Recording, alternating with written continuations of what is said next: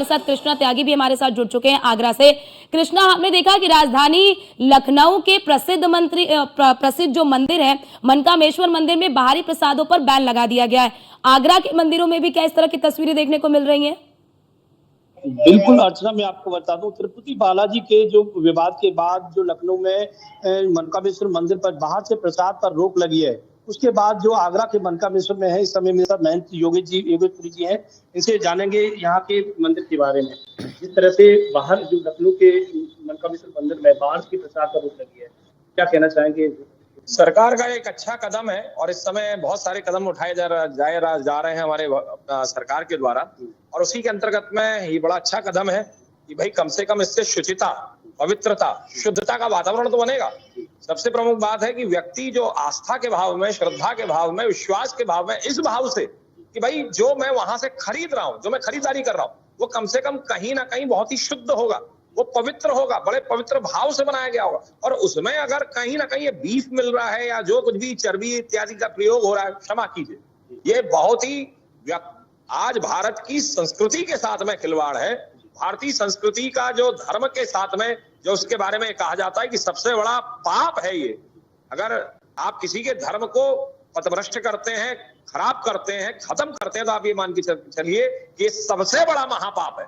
और उसके अंतर्गत में कहीं ना कहीं अगर इन लोगों ने ये किया है, और जो कहा जा रहा है कि भाई अब कम से कम घोटाला निकल करके तो आए, कम से कम बीजेपी की सरकार ने कुछ उत्थान किया, वहां पर कुछ सीट्स बढ़ी, तो कम से कम आज वहां के व्यक्ति ने वहां पे खुल करके कहा तो सही कि हाँ भाई ऐसा हो रहा है, ये बहुत बड़ी चीज है। तो मेरा यही है सरकार से निवेदन कि अगर वो ऐसा कार्य कर रही है, लेकिन एक और चीज मैं इसमें कहना चाहूंगा कि सरकार इस पर भी विशेष ध्यान दे कि अगर कहीं कोई व्यक्ति बाहर से कोई खरीदारी भी कर रहा है, खास तौर पर धर्म के, आजकल मैंने पीछे एक बहुत अच्छा है, लोगों का एक जागरूक हो गए हैं आज के समय में, नागरिक इतने जागृत हो गए हैं कि कम से कम अब उन लोगों ने जो आप आगरा हरिद्वार रास्ते पर जो होटल्स वगैरह है उनके नाम उन्होंने लिखने शुरू कर दिए। मुसलमान होटल अगर है और मुस्लिम अगर कोई चला रहा है तो कम से कम उसे जो है कोई हिंदू नाम लेकर के तो ना रखे। आप जिसको खरीदना हो खरीदेगा, जिसको नहीं खरीदना होगा वो नहीं खरीदेगा। कृष्णा जरा इनसे ये भी पूछिए, कि क्या इस प्रतिबंध से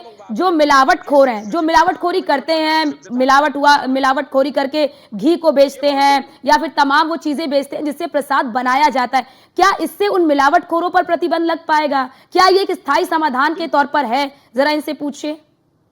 बिल्कुल सर, जिस तरह से ये बताइए, जिस तरह से मिलावटखोरों पर किस प्रकार से कार्रवाई हो, और ये जिस तरह से आंध्र प्रदेश में जो बालाजी बड़ी, और एक तरह से ये कह सकते हैं कि धार्मिक गुनाह को ठेस पहुंचाने। देखिए, मिलावट सबसे प्रमुख बात है। मिलावट के लिए दंडात्मक कार्रवाई, और वह भी बड़ी कठोर कार्रवाई होनी चाहिए।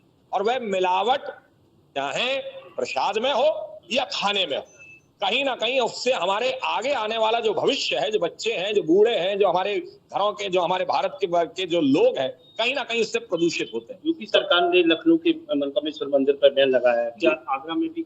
मनकामेश्वर मंदिर पर बैन नहीं लगा है, बल्कि मनकामेश्वर मंदिर पर बिकने वाला जो बाहर से जो प्रसाद है उस पर बैन लगा है। मैं उसका सराहनीय कदम मानता हूँ। साथ ही में वहां पर प्रसाद जो बनाने वाले, जो प्रसाद खरीदने वाले लोग हैं, वही भी केवल ये बात नहीं सोचे कि नहीं साहब उन्होंने बना करके दिया, हमने ले आए, ऐसा काम नहीं चलेगा। आप भी वहां खड़े होकर के देखिए कि जिस दुकान से आप प्रसाद खरीद रहे हैं वो दुकान खरीदने के योग्य है या नहीं। मैं तो इस पर एक और बात कहूंगा आप लोगों से कि आप लोग जो मंदिरों में जाते हैं, मंदिरों में जाकर के आप जो प्रसाद बनाते हैं, प्रसाद को बना करके आप लोग जो बना हुआ प्रसाद आप खरीद करके लेके आते हैं, आप लोग क्यों नहीं अपने अपने घरों से प्रसाद बना करके लेके जाते हैं?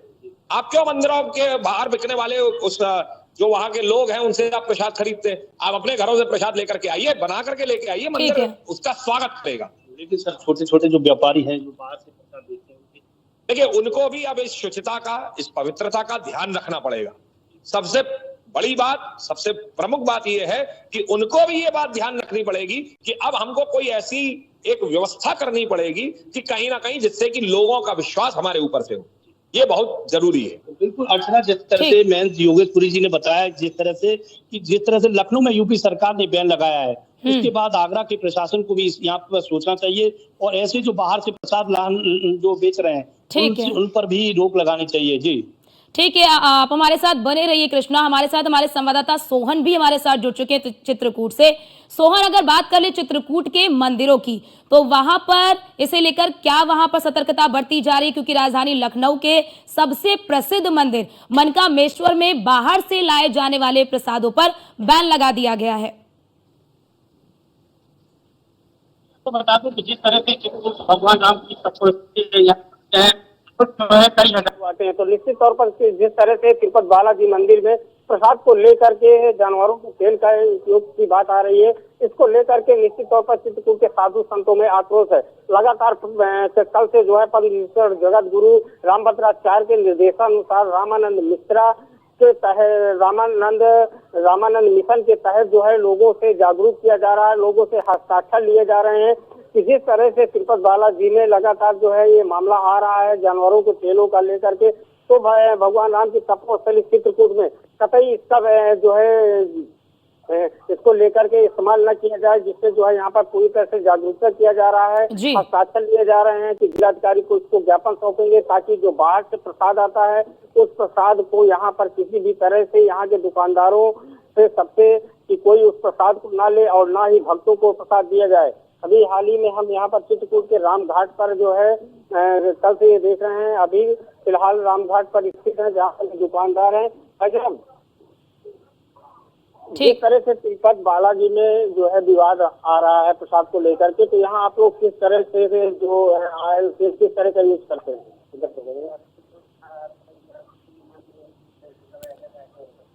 बिल्कुल बिल्कुल बिल्कुल सोहन, कुछ दिक्कत आ रही है आपके वीडियो में, आपके पास आते हैं, लेकिन अश्विनी भी हमारे साथ लगातार बने हुए हैं लखनऊ से।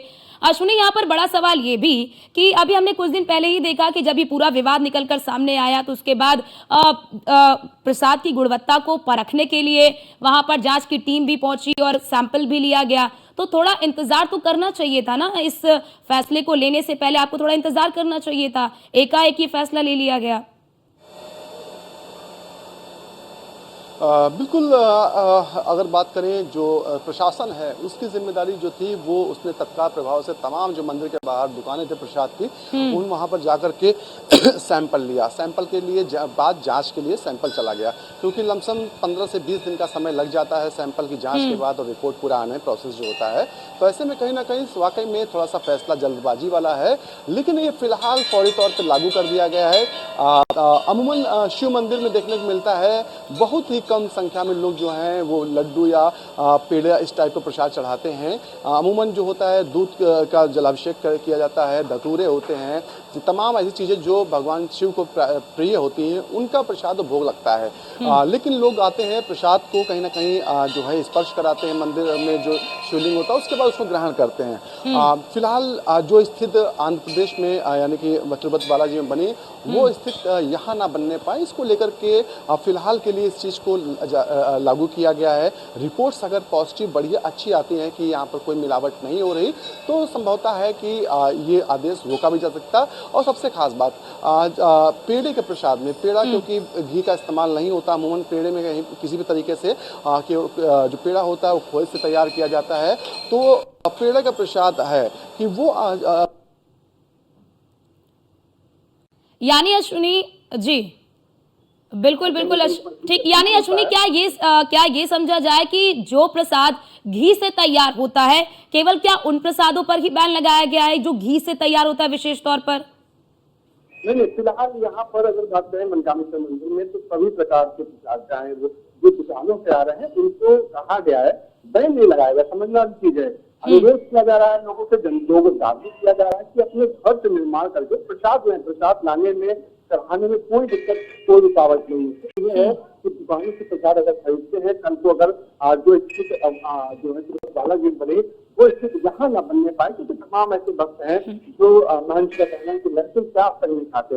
अगर इनसे इस प्रसाद का ग्रहण हुआ होगा तो निश्चित तौर पर कहीं ना कहीं उनकी धार्मिक आस्था। बिल्कुल। और अश्विनी बड़ी बात ये भी बताइए कि जब वहां पर जो भक्त पहुंच रहे या फिर जो लोग पहुंच रहे हैं मंदिर में दर्शन करने के लिए, पूजा करने के लिए, उनसे जब आपने इस फैसले को लेकर पूछा तो उनकी क्या प्रतिक्रिया है? वो इस फैसले को किस तरह से देख रहे हैं? क्या सकारात्मक तौर पर देख रहे हैं या नकारात्मक तौर पर देख रहे हैं? उनकी इस पर क्या प्रतिक्रिया है जो लोग हैं वहां पर जो पूजा के लिए आ रहे हैं?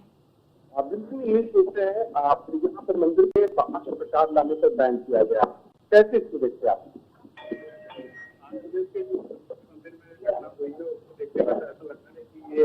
उसको देखते हुए तो ऐसा लगता है कि ये निर्णय ठीक है, इसलिए क्योंकि ये आस्था का सवाल है और हम लोग कितनी आस्था के साथ हिंदू धर्म में हम गाय को भी माता मानते हैं। अगर कहीं हमको अचानक ये पता लगता है कि हम प्रसाद में गाय की या किसी भी जानवर की चर्बी के साथ खा रहे हैं तो हमारी आस्था को ठेस पहुंचती है, बहुत दुख भी होता है, बड़ा कष्ट भी होता है।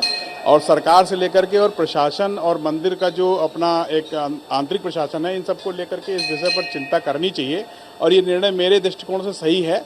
लेकिन इसके पीछे एक चीज़ और है, जो बाहर दुकान लगाते हैं और उनकी जीविका चलती है इससे मंदिर से, इस पर भी थोड़ा सा प्रशासन को विचार करना चाहिए कि या तो उसकी शुद्धता पर कोई जांच करें या इस तरीके से करें और करके इस तरीके होना, दोनों चीज़ें ही जरूरी हैं। आस्था के साथ ठेस नहीं होनी चाहिए। एक सवाल है जो आम जनता के मन में भी आपको भी समझना होगा, जो त्रिपुत बालाजी की घटना हुई उसमें घी में मिलावट थी।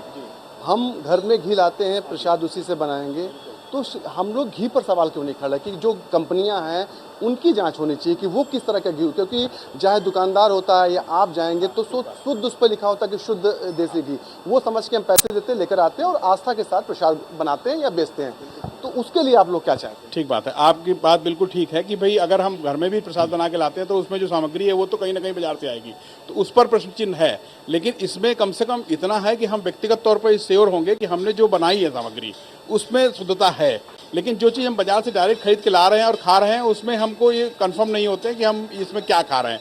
इसमें यह है कि घी अगर हम मान लिया कि बाजार से नहीं खरीदेंगे, अपने घरों में जो हम मलाई से घी बनाएंगे उससे कम से कम प्रसाद भर की व्यवस्था कर लेंगे तो स्वयं संतुष्ट होंगे। और हम जब भोग लगाएंगे तो हमारी व्यक्तिगत जिम्मेदारी हो जाएगी कि हम भगवान को जो भोग लगा रहे हैं वो शुद्ध है और उसको जो पा रहे हैं वो भी शुद्ध है। तो ऐसा मेरा मानना है। बिल्कुल, भक्तों का साफ तौर पर मानना है कि जो ये निर्णय है कहीं ना कहीं किसी न किसी रूप में सही है और कहीं ना कहीं भक्तों को इसको मानना चाहिए, घर से प्रसाद बना के लाना चाहिए। बिल्कुल बिल्कुल अश्विनी, ये माना जाए कि जो लोग हैं, जो भक्त हैं, जो पूजा अर्चना के लिए आ रहे हैं वो उसे सकारात्मक तौर पर ले रहे हैं और इस कदम का स्वागत भी वो कर रहे हैं। हमारे साथ कृष्णा भी लगातार बने हुए। कृष्णा, जरा ये बताइए कि जब ये पूरा विवाद सामने आया है तो जो आगरा के प्रसिद्ध मंदिर है वहां पर क्या व्यवस्था की जा रही है शुद्धता को परखने के लिए और शुद्धता को बनाए रखने के लिए? अर्चना, जिस प्रकार देखो विवाद शुरू हुआ, विवाद के बाद जिस तरह यूपी सरकार एक्टिव हुई, यूपी सरकार ने लखनऊ के मनकामेश्वर मंदिर में बाहर के प्रसाद पर रोक लगाई। इसके बाद आगरा प्रशासन भी अलर्ट होते हुए दिखाई दे रहा है। अब मंदिर के जो मैन जी हैं अभी उन्होंने भी इस पूरे फैसले को लेकर स्वागत किया। उन्होंने बताया जिस तरह से जो वहां पर बालाजी के मंदिर में इस तरह की गतिविधि मिली बहुत ही निंदनीय है, क्योंकि धार्मिक जो उनके अनुसार जो ठेस पहुंचाई गई है तो बाकी में बहुत। उन्होंने ये भी बताया कि जिस तरह से सरकार ने बनारस के बाद, हालांकि आगरा की बात करें तो आगरा में अब मेट्रो स्टेशन का नाम भी मनकामेश्वर मंदिर के नाम से स्टेशन का नाम दिया गया। तो आगरा जिस तरह से सरकार की इस तरह से बिल्कुल नजर है कि लखनऊ के बाद आगरा के एक मनकामेश्वर मंदिर है। मनकामेश्वर मंदिर में मैन जी ने यह बताया कि प्रसाद को, बाहर के जो प्रसाद है उस पर रोक लगानी चाहिए, क्योंकि कई लोग ऐसे होते हैं कि किसी तरह से उनकी स्वच्छता पर ध्यान नहीं देते हैं। कई बार ऐसा बिल्कुल बिल्कुल कृष्णा, क्योंकि लोगों की पहली प्राथमिकता होती है शुद्धता। बहुत शुक्रिया आप दोनों का हमारे साथ जुड़ने के लिए और ये महत्वपूर्ण जानकारी हमारे दर्शकों तक साझा करने के लिए और वहां पर मौजूद जो भक्त आ रहे हैं उनसे भी प्रतिक्रिया लेकर ये दिखाने के लिए कि आखिरकार इस फैसले का लोग किस तरह से स्वागत कर रहे हैं, लोग इस फैसले को किस तरह से देख रहे हैं। और अब देखना यही होगा कि आने वाले दिनों में इस पर किस तरह की प्रतिक्रियाएं सामने आती हैं। फिलहाल के लिए इस बुलेटिन में इतना ही। बाकी देश और दुनिया की तमाम खबरों को देखने के लिए आप बने रहिए न्यूज़ 1 इंडिया के साथ।